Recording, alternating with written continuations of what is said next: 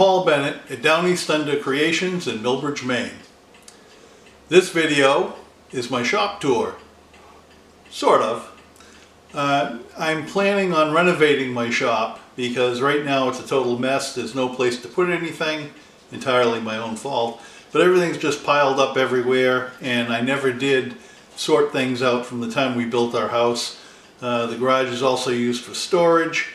I have all kinds of equipment from different businesses I've owned over the years. Some of it's going to have to go. I don't use it anymore. The stuff I'm keeping is still quite a bit. There's just no good place to put anything. So it's now time. I have to do something about it. And so this video, what I'm doing is I drew the floor plan of my garage or my shop in CAD, just to give me the layout with all the dimensions, and then I used that as a guide to build sort of a diorama in scale, fairly large scale, 1 inch to the foot or 1/12 scale, and that allows me to have a good three-dimensional perspective, much better than a 3D drawing, which is still only looking at a 2D surface. And it allows me to move things around in the diorama, and I can do it in real time very quickly, and then once I arrive on an arrangement I like, I can go ahead and then draw up the plans for the shop where I'm going to put my cabinets and design the cabinets exactly how I want them. And so the rest of this video is going to show you how I basically built the diorama, and it gives you a basic shop tour in scale. You'll see the layout of the shop. And if you stay tuned, I do have a number of projects going on, but later on this summer I should have a design completed, and I'll start rearranging the shop and finishing it the way I want. And I will provide free plans for the cabinets and anything else I design for the shop as we go along. So thank you for watching, and if you like the video, please subscribe to my YouTube channel. I appreciate it. And like and share. And if you do subscribe, then you're automatically entered into my random drawing giveaways that I have every now and then when I reach certain milestones. There's one coming up very soon when I reach 200 subscribers. There'll be another one at 300, 400, and a much larger one at 500, and so on. And so, thanks for watching.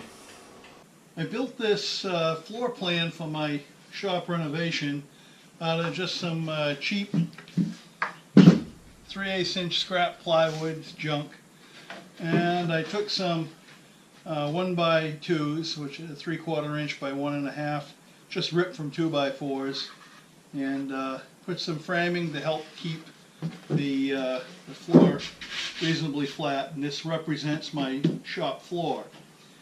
And put a little whitewash on it so I could draw on it, and I don't know if you can see it in the camera, but since my shop has a 6-inch wall, the outside dimensions are 24 feet by 32 feet, so this measures in 1/12 scale, 1 inch to the foot. It measures 24 inches by 36 inches, and then allowing for the 6-inch wall, I came in 1/2 inch because that represents 6 inches, and drew a line. And I also drew in my heating room exists in part of the shop in one corner, so it's drawn to scale, the floor plan for it, and where my oil tank is for my oil burner. The oil tank space is right here. That's what that occupies. The rest of this space will be usable space when I do my shop renovation. I also marked where the 2 garage doors are and where a window exists, door space where it enters coming in from the mudroom, and then there's a door to the outside on the opposite end. So I could just use this and lay things out, make little models of my saws and other equipment and benches, and just place them there and arrange them how I want. But I want a good 3D perspective. So I took this old sign. This is a corrugated plastic sign that somebody had throwing it away, and I asked them for it and they gave it to me. You could use poster board, you could use cardboard, you could use anything like that. And then what I did is I ripped it. My walls from the floor to the ceiling is 10 feet. So in scale that would be 10 inches high. And I cut out for the garage doors and for where the window is. And I'm going to put it in place with some hot glue. And where the opposite door is, that'll go here. Now the reason I'm doing this, the reason I'm going to put this in, give me more of a 3D perspective, because this is all to scale, and it'll give me depth perception of where everything is and how the spatial relationships are, and that'll help me. I didn't worry about the outside. The outside still has the sign on it. I don't care. I won't be looking at that. The inside I painted with some white paint, and the idea is whatever was on the other side, it won't distract me. And when I'm looking inside the shop, the model of the shop. So what I have to do now is, once these pieces were just cut with a box cutter, easily cut through that plastic. And cutting these sheets to the proper size on the outside, I just use my table saw, but I cut these out with the box cutter. And now I'm going to get my hot glue gun, and I'm going to start gluing these into position. Once that's done, I will also glue in, I'll make the walls and glue in for the heating room, because that shows me I can't use that space. That's already occupied. There are already walls there.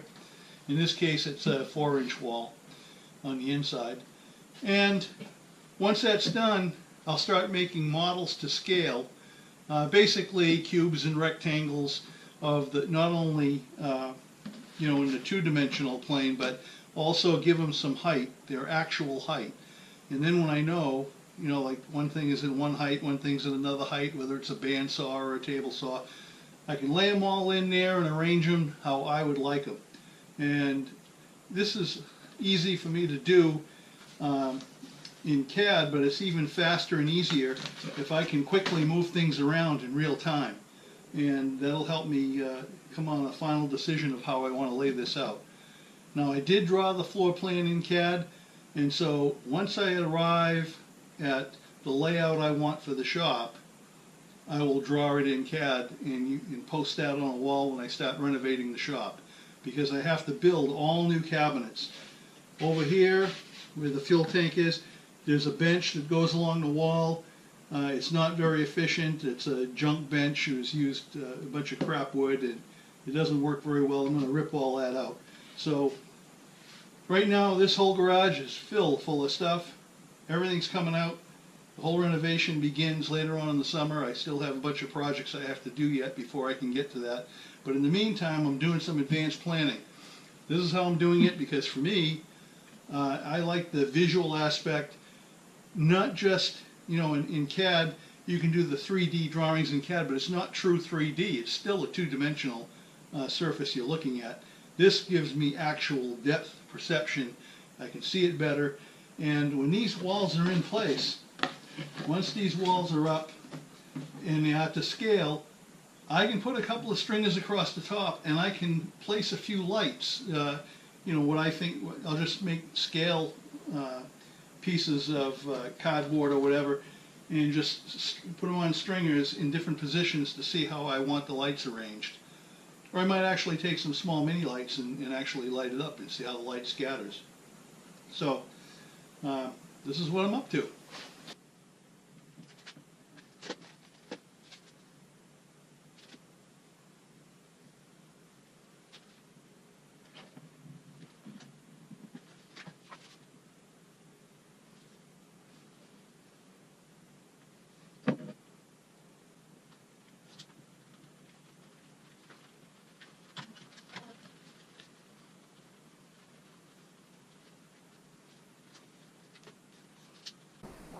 So the shop tour begins, and as I mentioned before, this is all to scale, 1/12 scale, or 1 inch equals 1 foot. And so here's the shop, completely empty, but there are some things that I can't change or move. Right here, this is the freezer, and this is all to scale.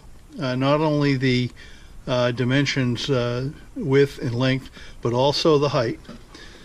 My oil tank, that's not going to move. The oil tank for the heating room, and of course this is the heating room that cuts into the shop.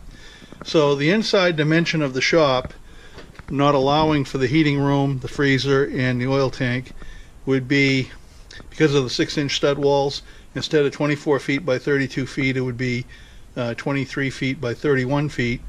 And then you have to subtract all this other stuff that's in there. And that's what I have left to work with. So now I can start my planning.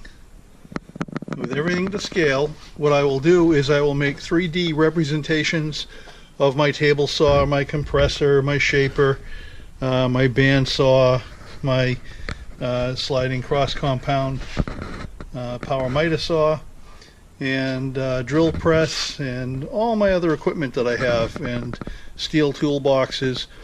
And I'll start moving those around in here and see how where they're going to go. Most of them are mobile, they're on wheels.